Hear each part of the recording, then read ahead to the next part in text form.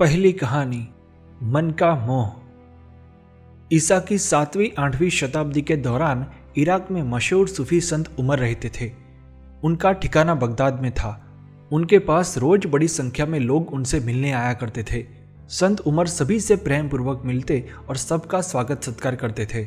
एक बार एक दरवेश उनके पास पहुंचा। दरवेश का मतलब इस्लाम धर्म के त्यागी फकीरों का एक संप्रदाय।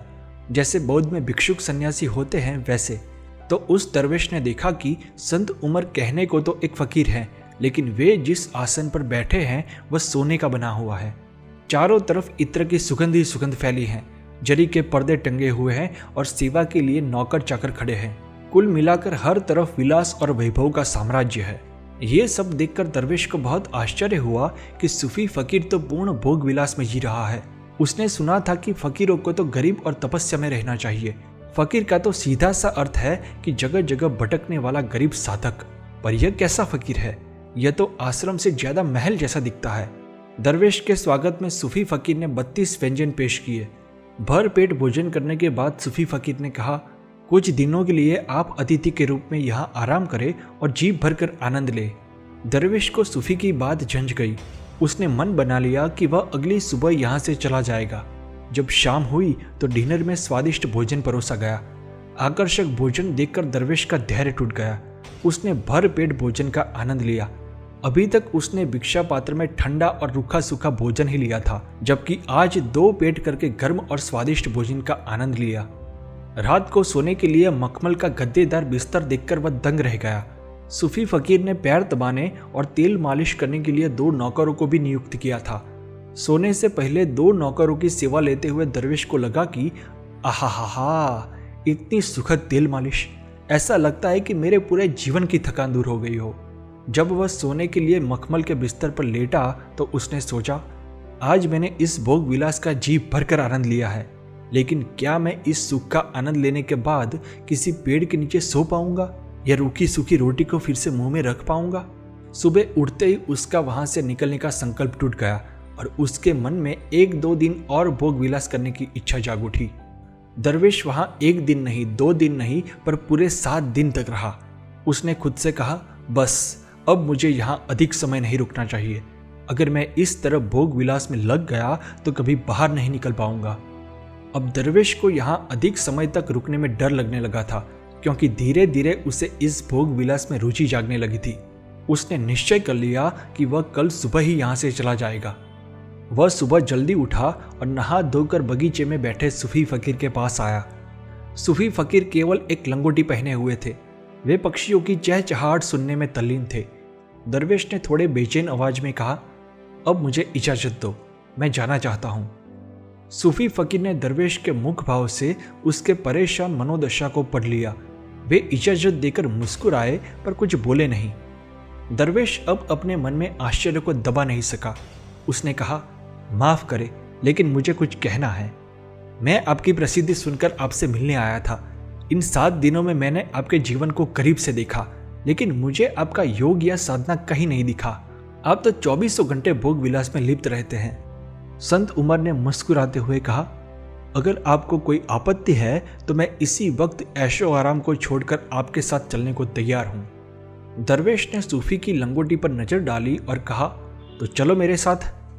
दरवेश को पूरा यकीन था कि यह सूफी इतना बड़ा महल, इतनी सारी सुख सुविधा छोड़कर कभी साथ चलने को तैयार नहीं होगा। लेकिन सूफी फकीर तुरंत महल त्याग कर उसके साथ चलने लगा, सिर्फ लंगोटी पहनकर। लगभग 100 कदम चलने के बाद दरवेश को कुछ याद आया। उसके पैर तुरंत रुक गए। उसने फकीर की ओर देखा और थोड़ी घबराहट के साथ कहा, रुको, मैं अपना भिक्षा पात्र आपके महल में ही भुलाया हूं, इसे तो अवश्य लेना होगा। बस इतनी सी बात है।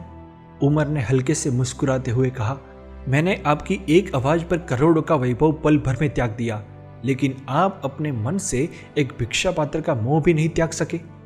यह मोह ही सभी दुखों की जड़ है। जब तक मन के भिक्षा पात्र में मोह चिपका रहता है, तब तक वैराग्य की भावना जागृत करना कठिन है, सत्य की प्राप्ति मुश्किल है। संत फकीर के सार गर्भित शब्द सुनकर दरवेश का चेहरा शर्म से झुक गया। उन्होंने उमर से माफी मांगी और अपने रास्ते चले गए। दोस्तों, सूफी फकीर उस दरवेश को यह याद दिला रहा था कि सवाल क्या पकड़ा है यह नहीं है, सवाल तो पकड़ने का है। बंधने के लिए कोई महल ही थोड़ी चाहिए। कुछ भी हो तो इंसान का मन बंध सकता है, आसक्त हो सकता है, अगर कला ना आती हो। और अगर कला आती हो तो फिर महल में रहकर भी निर्मोही रह सकते हैं। राजा जनक की तरह वैदेही, कीचड़ में खिले कमल की तरह कमलवत। दूसरी कहानी, जलता घर। एक घर में आग लग गई। देखते ही देखते वह आग की लपटों से घिर गया। जीवन भर की जमा पूंजी से अपने सपनों का घर बनाने वाला मकान मालिक सिर पर हाथ रखकर रो रहा था।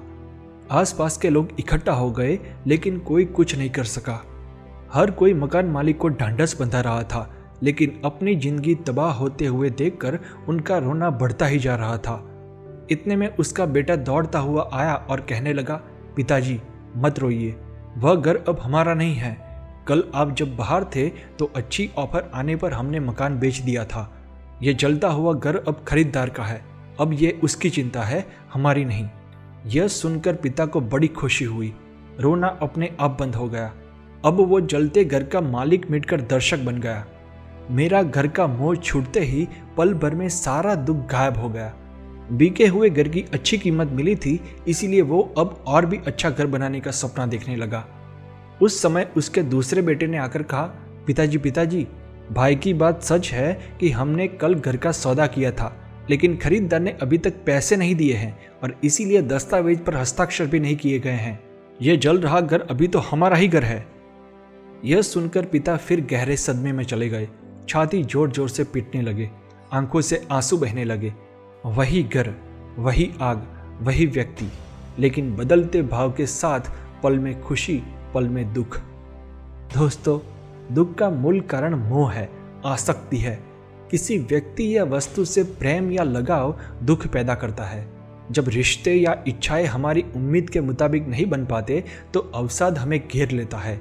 लेकिन अगर हम किसी वस्तु, व्यक्ति और परिस्थिति के प्रति आसक्त न रहे और साक्षी की भावना विकसित करते हैं तो उदास या दुखी होने का कोई कारण नहीं है।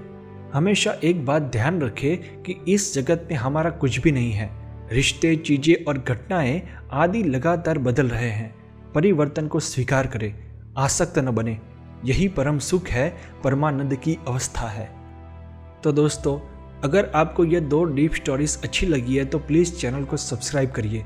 मैं जल्द ही ऐसी डीप स्टोरीज लेकर वापस लौटूंगा। धन्यवाद।